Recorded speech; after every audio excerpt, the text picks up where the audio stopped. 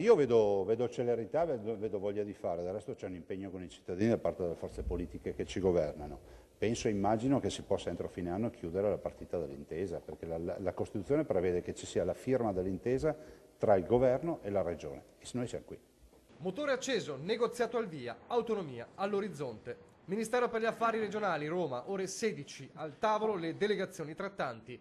Il governatore del Veneto Luca Zaia con il suo pool di esperti da una parte, il ministro veneto Erika Stefani dall'altra. È una giornata fondamentale perché oggi abbiamo presentato ovviamente la legge delega per la sottoscrizione poi di quello che sarà l'intesa. Intesa per noi vuol dire applicazione dei dettami della Costituzione che prevede la firma di un'intesa tra governo e regione e quindi l'ottenimento per la regione del Veneto, qualora si firmasse, delle 23 materie e delle rispettive risorse. Stiamo facendo sul serio, ribadisce Zaia, abbiamo il mandato di oltre 2 milioni di veneti che hanno votato un referendum.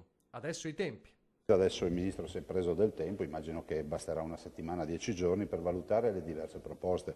C'è una proposta c'è una proposta Calderoli e c'è questa proposta, non so se ce ne siano altre. A noi va bene, l'importante è che ci dicano quali sono i tempi, quali saranno i tempi e che ovviamente sia garantito che siano risorse e le 23 materie come previsto dalla Costituzione. Si chiude entro fine anno, dice ottimista Zaia, intanto la corsa del bolide è partita, aprendo scenari nuovi. Si ridisegna l'ossatura di un paese, perché se tutte le regioni avessero, come c'è scritto in Costituzione, l'autonomia prevista dalla Costituzione, il nostro paese diventerebbe di fatto uno Stato federale.